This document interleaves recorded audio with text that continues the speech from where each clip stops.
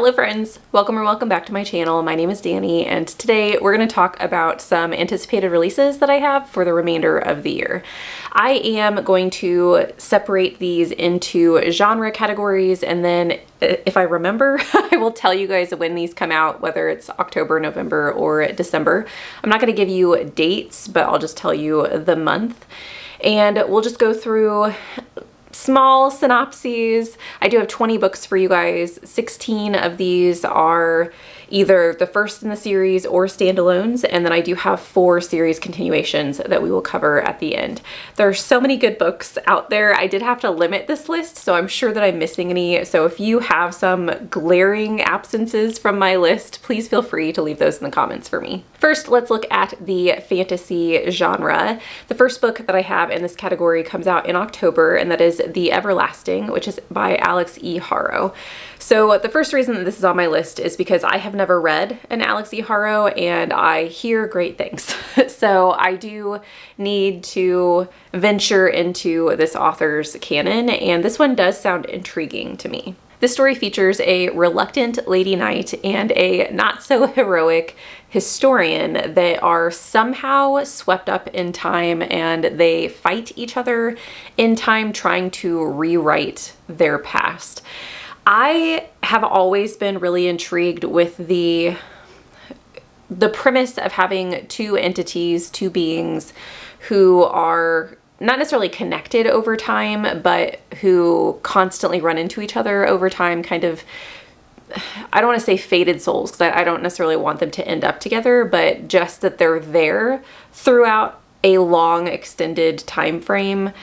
I think it's interesting to see how characters grow through that, and the fact that we have a reluctant knight and then a not so heroic historian. It sounds like we have some characters that are maybe not the best, like the chosen ones or whatever, and I think that will be intriguing as well. This will also work for the Our Fantasy prompt, Knights and Paladins, as well, if you guys are looking for something that fulfills that prompt. The next book that I have for you guys is called The Bookshop Below, and this one comes out in November. I'm really excited about this because I love books about books. This one sounds like a little bit of a dark twist on the typical bookshop trope, where you have someone taking over a bookshop and they have to do XYZ to keep the bookshop afloat. But the reason I say that this has kind of a darker tone to it is, one, the original bookshop owner dies. The character that we're following is someone who was originally kicked out of the bookshop, but because the original bookshop owner dies and the bookshop has to have an owner, she steps in the place of this person and decides to take the bookshop under her wing. But the last paragraph of the synopsis says, but as she is plunged into a world of unscrupulous collectors, deadly ink magic, and shady societies, a dark force threatens to unravel the bookshop's entirety. I love like a seedy underbelly of a city, especially when it involves bookshops and magical bookshops to boot. I think this is going to be a lot of fun. The last book that I have for you guys in fantasy, don't worry, we will get back to the fantasy genre whenever we get to the genre blends section, but in just general fantasy, the last book I have for you is The Happiness Collector. This is by an author that I've had my eye on for another book. I think it was called The Garden of the Monsters. I'll put a picture up on the screen if I can find it. I really wanted to read this, I think last year, maybe during September. I can't remember if it was out then. It might have been a new release at that point. It's a Hades and Persephone retelling featured in like a garden. There's like an artist. I can't exactly remember the premise, but I remember I was intrigued. It sounded like maybe someone having a little bit of a fever dream and potentially being a god, but not knowing that they were a god. I haven't ever gotten to read it, but because I have my eye on the on the author, I ran across this book, The Happiness Collector, which is about a woman who loses her job and ends up being offered this amazing new career where she gets to move to Italy and cover, I think she travels to a whole bunch of different places. And she quickly realizes that her job might not be what she thinks it is, because every place that she goes either vanishes, has some horrific tragedy happen after she leaves, and there might be some bigger players that are messing with the world around her that she is working for. And she's trying to figure out what's happening. It does talk about her collecting happiness, so I don't know exactly what that means. I know that because of the previous book that I've heard of by this author, this might have something to do with mythology. I don't want to read too much into it, but I do think that it sounds intriguing to me, especially I love an Italy setting. So I'm excited about that part as well. And I will have to wait a little bit because The Happiness Collector doesn't come out until December. Moving on to the next genre that I have for you guys, we have some sci-fi reads that I am excited for. And the first one is by an author who I've read in the past and haven't had good luck, but I am intrigued and I really want to love his writing. And that is, what's the book called? All That We See or Seem. This is by Ken Liu, who wrote the Dandelion Dynasties, and I really enjoyed the writing. I didn't enjoy the structure where we were kind of zoomed out a lot of the time, and then we would zoom in for these little tiny moments, and then we would come back. And I really liked the intricate detail. I liked being in the person's perspective and really close to a story that they were telling you or that you were learning about them. But then as soon as we came out to like these big global scenes where we're looking at how everyone is impacted, I just kind of lost the plot, I guess. So I'm hoping that this one will be more of a win for me. This says that it is a sci-fi thriller. Yeah, sci-fi thriller. And I'll just read you a little bit of the synopsis. Julia Z, a young woman who gained notoriety at 14 as the orphan hacker, is trying to live a life of digital obscurity in the Boston suburb. But when a lawyer named Piers, whose famous artist wife, Ellie, has been kidnapped by dangerous criminals, barges into her life, Julia decides to put the solitary life she's painstakingly created at risk, as she can't walk away from helping Piers and Ellie, nor step away from the challenge of this digital puzzle. Ellie is a dream artist who can weave the dreams of an audience together through a shared virtual landscape live in a concert-like experience by tapping into the attendee's waking dream and providing an emotionally resonant and narrative experience. While attendees' dreams are anonymous, Julia discovers that Ellie was providing a one-on-one dream experience for the head of an international criminal enterprise, and he's demanding his dreams in return for Ellie. I love that component of it. I think the whole cyber, like hacker, I don't know that I'm necessarily interested in that, but this kind of science revolving around dreams and maybe this mystery slash, they did say it was a thriller, trying to get Ellie back from this criminal overlord, I do think I could enjoy. So I don't know, this one's still kind of up in the air for me. I do want to read it because of the author, but I'm a little wishy-washy on how excited I am. So if any of you have read it, please let me know your thoughts. Now, in the next book, I think this might be the one I am most excited about on this entire list, and that includes the fantasy genre blends, although there are a couple of those that I'm really, really excited about. But for whatever reason, this one has caught my eye, and I think that it's gonna be 5 stars. Like, it's 5-star prediction at this point. I think that I'm gonna love it, and it's by a debut author. That is called The Merge. And just one of the lines in the synopsis, it says, "How far would you go to never say goodbye?" So in this world, they have created a technology that allows you to merge minds and merge consciousnesses.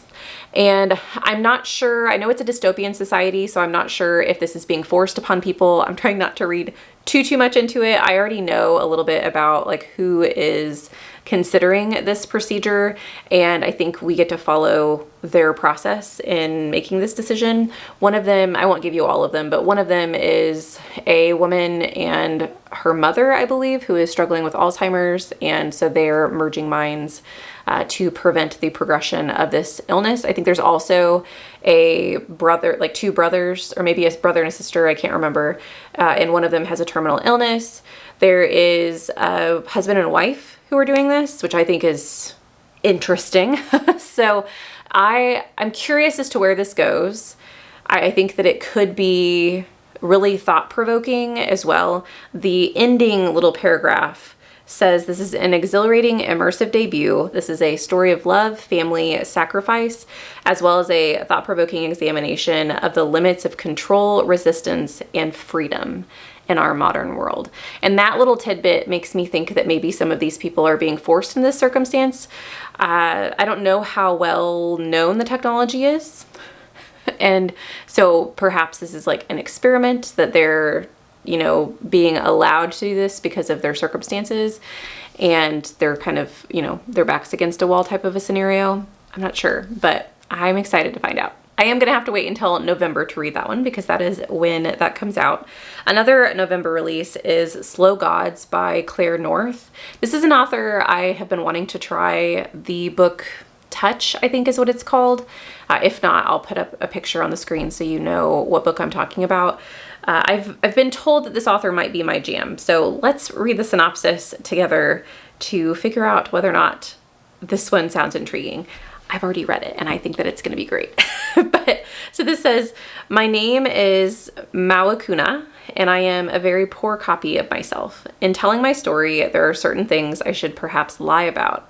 I should make myself the hero, pretend I was not used by strangers and gods, did not leave my people behind. Once out there in the deep space in the pilot's chair, I died, and then I was reborn. I became something not quite human, something that could speak to the infinite dark, and I vowed to become the scourge of the world that wronged me. This is the story of a supernova event that burned planets and felled civilizations. This is also the story of many lives I've lived since I died for the first time. Are you listening? It kind of gives me chills. It also does say that this is for fans of Anne Leckie, Adrian Tchaikovsky, and Arkady Martine. And I'm in. So whether or not it be Slow Gods that I read first or Touch, I do want to read a Claire North, hopefully, fingers crossed, by the end of 2025. The last sci-fi read that I have for you guys is by M.R. Carey, who I just recently read Infinity Gate and really, really enjoyed, so I would like to read more, and this one's a standalone, and that is Outlaw Planet. This has a multiverse. There's a lot of sci-fi recently that I've gotten into that has a multiverse, including Infinity Gate. And so that was kind of what piqued my interest with this, because I really, really enjoyed how M.R. Carey did the iterations of the planet Earth in Infinity Gate. And so I'm curious how he's going to do that in this book, if it's going to be similar or if he's going to do a completely different, you know, vibe with the multiverse. But we are following a specific individual who is carrying a gun, and I don't know if the gun is sentient. It has the spirit or some type of talking person of the person who carried the gun before her, and she is an outlaw. It talks about her being haunted by her past, but also the entire multiverse is against her and she is on the run. And I think that sounds fantastic for sci-fi. I wonder what she's running from. It seems to be like the synopsis seems to have a little bit of kind of Western humor, kind of maybe poking fun at Westerns, which I did like, which is a completely different vibe than I got from like Infinity Gate. But the Road to Roswell was like a rom-com, and it paired Westerns with sci-fi, and I just thought it was a really fun time. It was a really fun pairing, and so I like to see that again, and that's kind of what this feels like. So I'm hoping that M.R. Carey can become a trusted author of mine. The next category that I have for you guys is fantasy genre blends. This is the one that I have the most books in because I found a lot of genre blends that are coming out in the later half of the year, or the later, I guess, quarter of the year, that I'm really, really excited about. Starting with our October releases, The Red City by Marie Lu is coming out, and this is an author that I've really wanted to try. I believe she wrote, is it called Warcrossed? I can see the cover. It's like a cube with a whole bunch of like colory, like the rainbow colors on the cube. I've heard really good things about this author's writing, and so I would like to try something by her. And this one sounds intriguing. It's touted as The Godfather meets the Magicians, and we are in a city where it's kind of torn between two different syndicates who are in charge of alchemy. And alchemy is the magic of transformation. I think we have a lot of war and battling going on within the city. And our two main characters are best friends, and they go and pledge themselves to the two separate syndicates. And I think we get to see what happens in the aftermath. This could potentially go both ways, as far as it going a negative way where they become like mortal enemies, because this is fantasy, sci-fi. It's also known as kind of dystopian. And so I could see it going that way, but I could also see it having a little bit of light and maybe those two entities bringing the forces together and stopping the like warring potentially.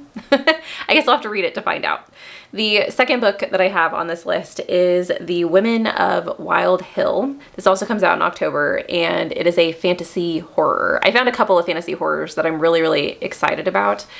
And this one has a area of land called the Wild Hill that has some powers, some magical powers that are imbued within the land that was caused by the tragic and gruesome murder of a witch by colonists, I believe.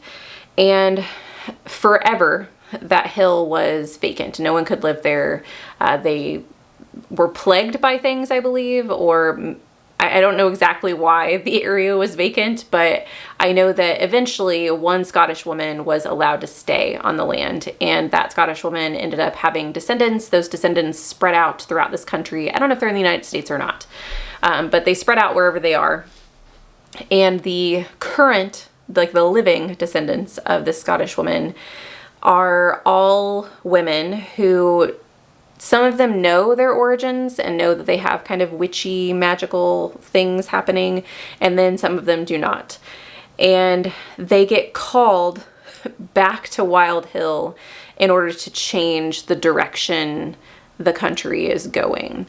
The very first sentence of the synopsis describes this as a witty fight against the patriarchy. And so I'm curious to know how that comes into play, as well as the fantasy horror elements.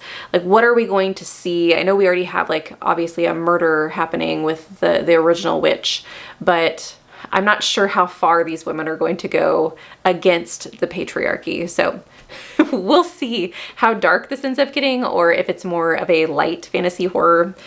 The next one is called Kill the Beast. It's another October release, and this one is a fantasy romance. I do have a couple of fantasy romances on this list. I even have one rom-com that I'll get to later.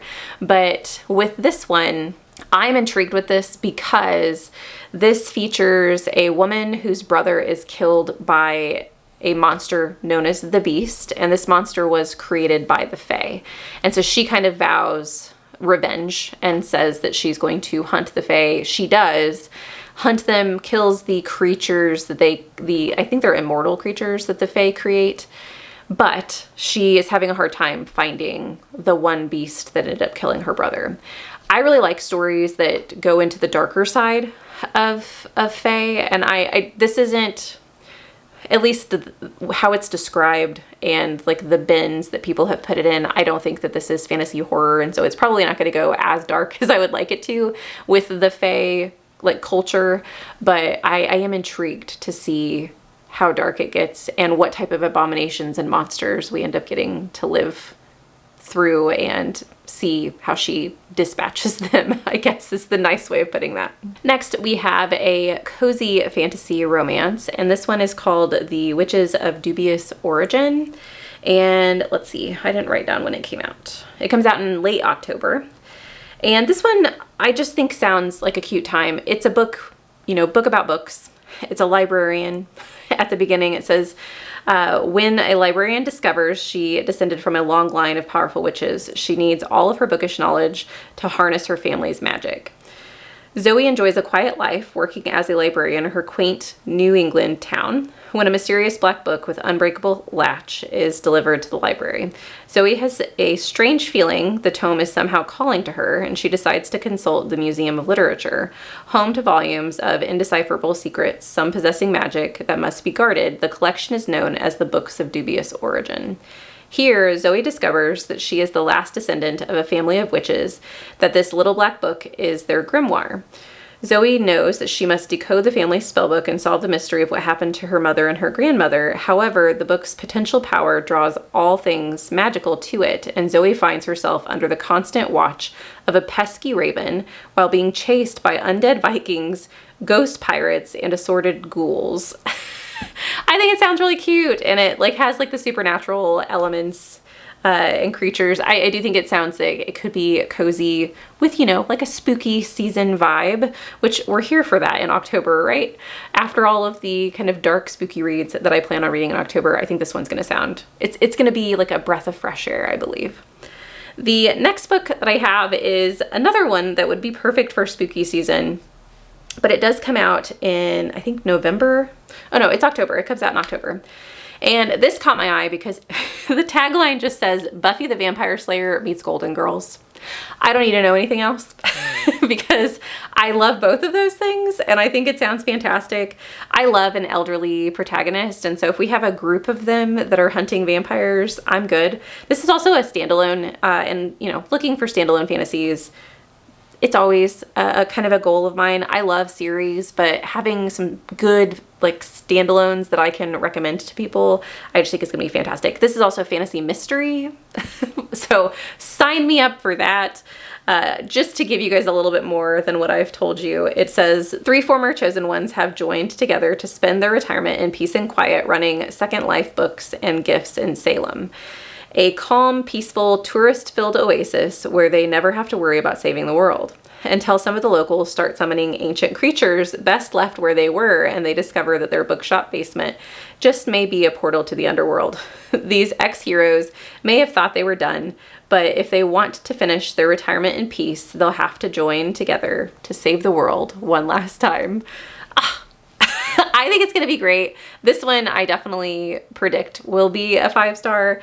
I tried to get it on Netflix, or not Netflix. I tried to get it on NetGalley and I did not. I got denied, but I am still going to read it because I think that it's going to be absolutely fantastic. The next one that I have for you guys is a fantasy horror again. It's another one that I was really excited about. And this one is called The Works of Vermin. I'm just going to read you the synopsis and let you guys soak this in. So this says, he was sent to kill a pest. Instead, he found a monster. Enter the decadent city of Tilliard, a metropolis carved into the stump of an ancient tree. In its canopy, the pampered elite warp minds with toxic perfume. In its roots, gangs of exterminators hunt the colossal worm with an appetite for beauty. In this complex, chaotic city, Guy has a simple goal: keep his sister out of debt. For her sake, he'll take on any job, no matter how vile. As an exterminator, Guy hunts the uncanny creatures that crawl up from the river. These vermin are all strange and often dangerous. His latest query is different: a centipede the size of a dragon with a deadly venom and ravenous taste for artwork. As it digests Tilliard from the sewers to the opera houses, its toxin reshapes the future of the city. No sane person would hunt it if they had a choice. Guy doesn't have a choice. I think it sounds kind of zany, and I know it's a fantasy horror, and so I wonder how like kind of gory and icky it's going to be. You know, we have the bugs or the vermin, the fact that he's an exterminator and he's just trying to help out his sister. I think that it could go both ways. It could be kind of a zany fantasy horror, or it could be really dark as well, depending on obviously what he gets up to. It kind of reminds me a little bit of The Dead Take the A Train as far as like kind of the gritty nature. I guess I'm just thinking of that because it's set in New York City and they have, instead of having vermin, they have demons and like supernatural creatures that people have to kill off. But it kind of reminds me of that. So I think it's going to be a great time. Fingers crossed, because fantasy horror has been my jam recently, so I hope that one works. The next book on this list is by a beloved author, and that is Brandon Sanderson. This is Tailored Realities, and I honestly can't really tell you what the book is about. I know that it's a short story collection. It is sci-fi fantasy. Brandon Sanderson is trying to create a universe of sci-fi fantasy with his Stormlight Archive and what is the sci-fi book? Starlight? Skyward, the Skyward series, and all of it kind of playing off of each other and coming together. And I've really enjoyed the process that he's taken to get the Cosmere to where it's at. I find it fascinating. So short stories typically aren't my jam, but for Brandon Sanderson, I'll give it a try. The last fantasy genre blend that I have for you guys is another fantasy horror, and by another author that I have loved in the past, and that is T. Kingfisher. This is Snake Eater, and this comes out in December. I did not prepare. Yes, it's December. And it is about a woman who is down on her luck, goes looking for her aunt in kind of a isolated town, finds out that her aunt has passed, but the individuals, the villagers that are in this town seem to be very friendly, and so she decides to kind of stick around, stay in her aunt's house, and kind of get her feet on the ground. But in the process of doing this, she realizes that there are some darker things happening within the village. It seems like the people of the town share the village with some supernatural creatures, some gods, and she finds out that her aunt maybe had something to do with the gods, and now that she's gotten herself involved by staying in her aunt's house. So I love T. Kingfisher, so I think that I'm going to enjoy this regardless of whether or not it's a 5-star or, you know, a new favorite. I will enjoy the ride. But I do think that T. Kingfisher's fantasy horror, especially like when it has a little bit of coziness, like Thornhedge, those are my favorite T. Kingfishers. And so I think this one has potential of being another favorite of mine. Next, I do have a category that just has one book in it because I don't have any others that I'm excited about. But this one I just had to put on this list because it sounds so cute. And so this will be my rom-com category of one. And that one is the Cat Share. This is very similar premise to the Flat Share, which I haven't read, but I do like the premise, except instead of sharing a flat, these people share a cat. You have a woman who is very comfortable being single, and she has her cat, she loves her life, she has no need to change.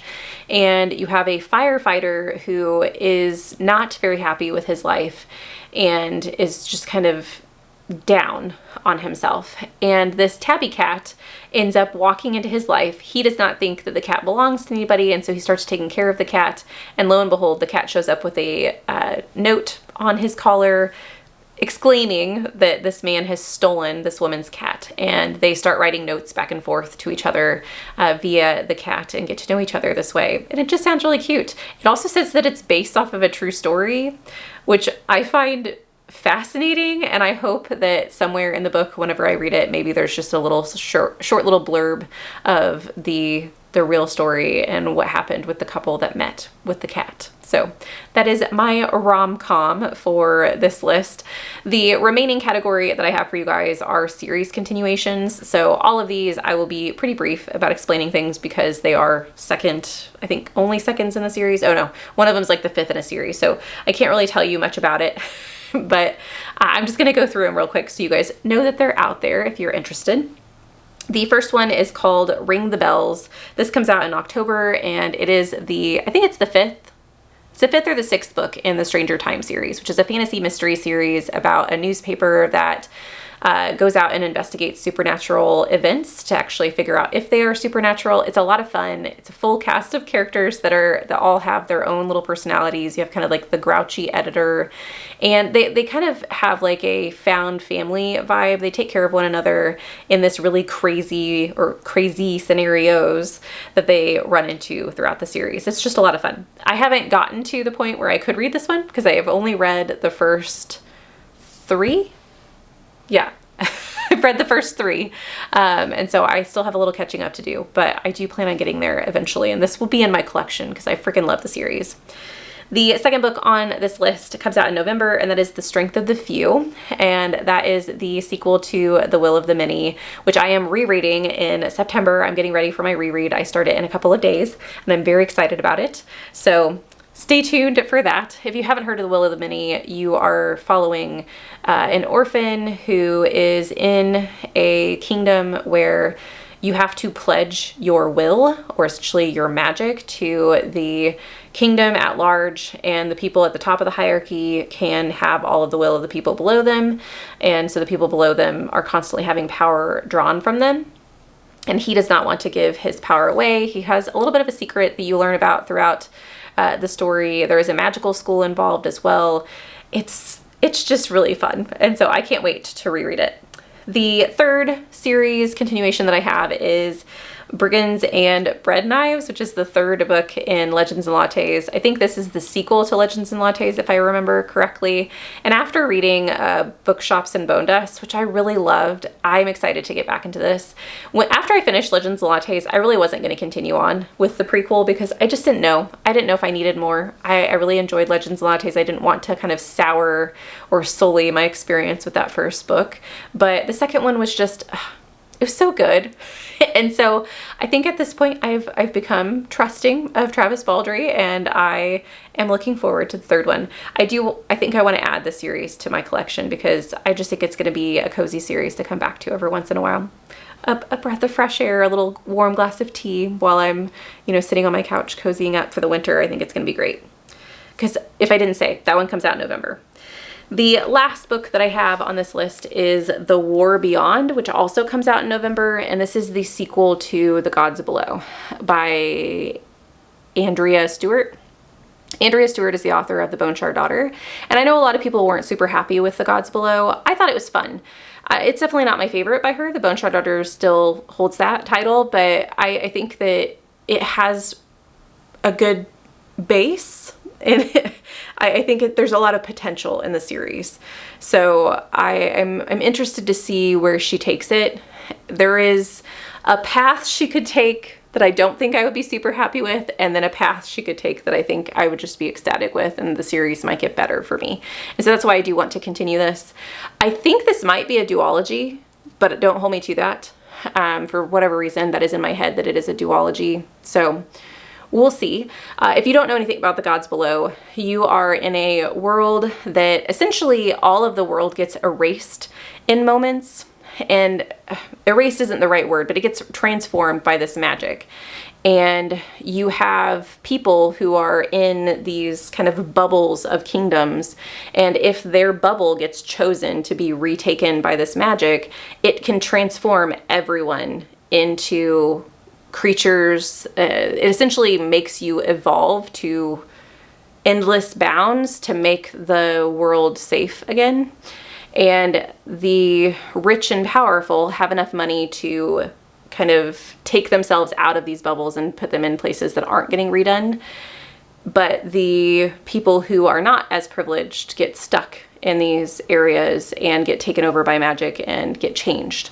Some of them into creatures that they don't really recognize themselves. And you have two sisters that essentially end up on two sides of the world. One of them doesn't get changed by the magic because of circumstances. One of them does get changed by the magic, and you get to see their paths that they walk and eventually their reunion. So as I said, I liked the first one. I had a fun time with it, and I do think that it has really good potential to go someplace that I'm going to enjoy. So those are the 20 anticipated releases that I'm looking forward to between now and the end of 2025. I can't believe we're so close to the end of the year. So many good books to still read. And like I said at the very beginning of this video, I know that I probably missed some anticipated releases. So if you have some that you think I should absolutely pay attention to, or if you know of some obscure titles that you think I might be interested in, leave those in the comments down below. I'm always willing to add to my TBR and look for some good books. If you want to let me know that you're here but you're not feeling chatty, leave me a bread. Is there a piece of bread, a slice of bread, a loaf of bread? For the Brigands and Bread Knives by Travis Baldree, just so I know that you're with me. Thank you guys so much for watching this video. I hope you found something that you can enjoy, and have a lovely evening. I'll see you in the next one. Bye!